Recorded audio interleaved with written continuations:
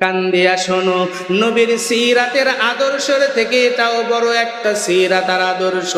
আজকে জমিনে আমরা কেউ মারা গেলে মাইয়াতকে সামনে রেখে জানাজার সামনে ডাক দিয়া বলি লোকটা কেমন ছিল।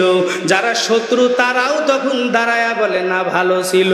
ওই সময়ে দাঁড়ায়া বলি কেউ যদি পাওনাদার থেকে থাকেন তাহলে জানাবেন, মেটায়া দিব। রাসূল বলে না না, জমিনে তুমি প্রতিদিন রাতে শোয়ার সময় তুমি হিসাব নিকাশটা মিলায়া দেখো, আজকে সারা দিনে কাকে কষ্ট দিয়েছি, আজকে সারা দিনে কি ভালো কাজ করেছি, আজকে সারা দিনে কি খারাপ আমল করেছি। যেই আমলগুলা করেছো যদি পারো তাহলে সেইগুলা সংশোধন করে নাও, এরপরে বিছানায় চলে যাও। কেননা দয়ার নবী বলেন মানুষ যখন রাতে ঘুমায় তার রুহটা মাওলার আর আসমানের জমিনের মাঝে চলাফেরা করে। আল্লাহ যদি হায়াত দেয় সবে সাদিকের সময় ঘুম থেকে উঠে যায়, আর যদি হায়াত শেষ হয়ে যায় সে আর জমিনে উঠতে পারে না। ঠিক না বেঠিক? জোরে বলেন। দয়ার নবী ডাক দিয়া বলে উম্মতের দল, মরার পরে কে কি পাওনাদার আছে ওইটা নয়, তুমি জীবিত থাকতে পাওনাদার কে আছে, কারা হক নষ্ট করেছো মিটায় তারপরে মৌতের বিছানায় যাও।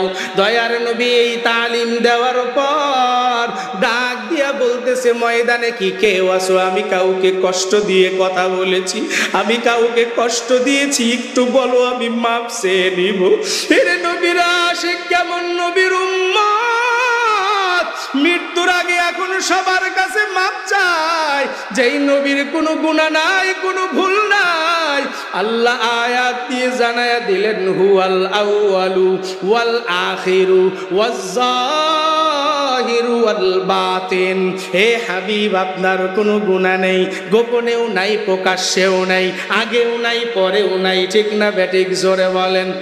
আল্লাহর নবী ডাক দিয়া বলে সাহাবায়ে কিরামের দল কে আছো বলো, কেউ কি আমার কাছে কিছু পাইবা, কাউকে কি আমি কষ্ট দিয়েছি বলো, ক্ষমা চেয়ে নিব। আমার দয়ার নবীর কেমন আদর্শ। এক সাহাবী দাঁড়ায়া বলে পয়গম্বর আমি আপনার কাছে 10 দিরহাম পাবো কিন্তু লজ্জায় বলতে পারি নাই। দয়ার নবী বলে ও সাহাবী সামনে আগায় আসো, কেমনে পাইবা একটু বলো, আমার স্মরণে নাই। সাহাবী ডাক দিয়া বলে পয়গম্বর অমুক জায়গায় সফরে যাওয়ার সময় সাইল সামনে এসে দাঁড়িয়েছিলেন, আপনার কাছে যা ছিল দিয়েছিলেন। এরপরে আর এক সাইল আসলো, ভিক্ষুক এসে সামনে দাঁড়াইলো, আপনার কাছে কিছু ছিল না, আপনি বললেন কার কাছে কি আছো দাও, আমি পরে তোমারে আদায় করে দিব। ইয়া রাসূলুল্লাহ 10 দিরহাম দিয়েছিলাম, এখনো পর্যন্ত লজ্জায় চাইতে পারি নাই। আজকে যখন আপনি বললেন তাহলে একটু দিলে আমার উপকার হয়ে যায়। আল্লাহর নবী বলে এই উপকারের কথা বলো কেন, এটা তো তোমার হক, তোমার দেওয়া লাগবে। এরে ফজল যাও আমার ফাতেমার কাছ থেকে 10 দিরহাম নিয়ে আসো, আমার এই সাহাবীকে 10 দিরহাম দিয়া দাও।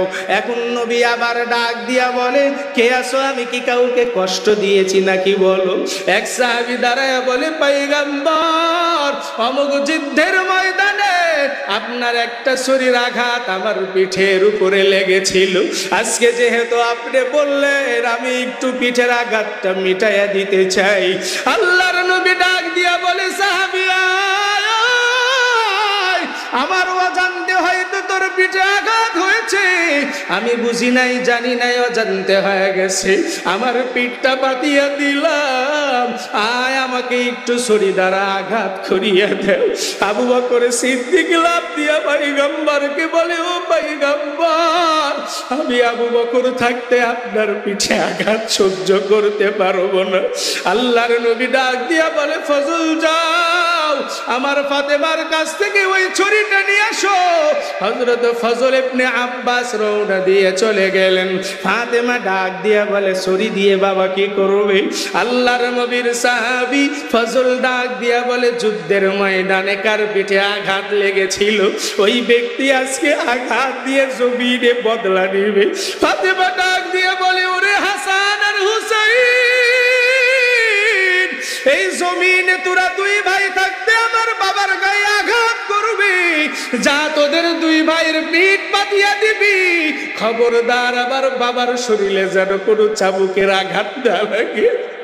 হাসান হুসাইন দৌড়ায়া নানার সামনে হাজির হয়ে গেল। ও নানা জান, আপনার পিঠে আঘাত আনতে দিব না, আমাদের দুই ভাইয়ের পিঠ দিয়া দিলাম।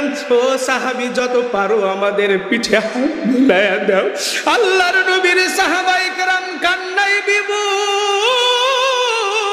হযরত ওমর দাঁড়ায়া বলে, পয়গম্বর, আমি জমিনের ভিতরে বড় দুশমন ছিলাম, আপনার থেকে কোরআনের তেলাওয়াত শিখেছি, আল্লাহর পরিচয় পেয়েছি, আমার পিঠ থাকতে আপনার শরীরে আঘাত আনতে দিব না। দয়ার নবী ডাক দিয়া বলে, সাহাবী আয়, দেরি করিস না, আমাকে একটু পিঠে আঘাত দিয়া বদলাটা মিটায়া দেও। সাহাবী যখন এক পা দু পা করে সামনে আসলেন, নবীর সাহাবায়ে কেরামরা কান্নায় বিভোর হয়ে গেল। নবীর সামনে এসে ডাক দিয়া বলে, পয়গম্বর, আপনার এই শরীর আঘাত যখন পিঠে লেগেছিল, আমার পিঠে কোনো কাপড় চোপড় ছিল না, দয়া করে পিঠের থেকে কাপড়টা সরাইয়া দেন। দয়ার নবী কেমন মায়ার নবী, পিঠের থেকে চাদর সরাইয়া দিলে। আর ডাক দিয়া বলতেছে, সাহাবী না, আমার পিঠে আঘাত দিয়ে বদলাটা নিয়ে নেও। আল্লাহর নবীর সাহাবী নবীর পিছনের পিছে চলে গেলেন, হাতের থেকে ছুরিটা ফেলাইয়া দিলেন, দৌড়াইয়া গিয়া নবীর পিছনে খতমে নবুয়তের একটা মোহরের সিলমারা গোস্তের টুকরা ছিল। আল্লাহর নবীর সাহাবী পিছন থেকে জড়াইয়া ধরে ওই খতমে নবুয়তের ছিলে চুমা খাইলেন। নবী জড়াইয়া ধরিয়া বলে, রে উম্মত, করলি কি? আমার এই খতমে নবুয়তের ছিলে চুমা খায়া নিজের সব কিছু শেষ করিয়া জান্নাত কামাই করিয়া নিলি। সাহাবী কান্দে আর বলে, ইয়া রাসূলুল্লাহ, আমার তো আমল নামায় তেমন আমল নাই, আপনার এই এতটুকুর কারণে মাওলাকে বলতে পারবো, ও গো রব, কিছু আনতে পারি নাই, নবীর খতমে নবুয়তের সিলা চুমা খাইছিলাম, এতটুকুর ওসিলা হলেও তুমি আমারে মাফ করিয়া দাও। দয়ার নবী মায়ার নবী ডাক দিয়া বলে, উম্মতের দল, এমন করে জমিনের ভিতরে আমার আদর্শগুলো বাস্তবায়ন করো।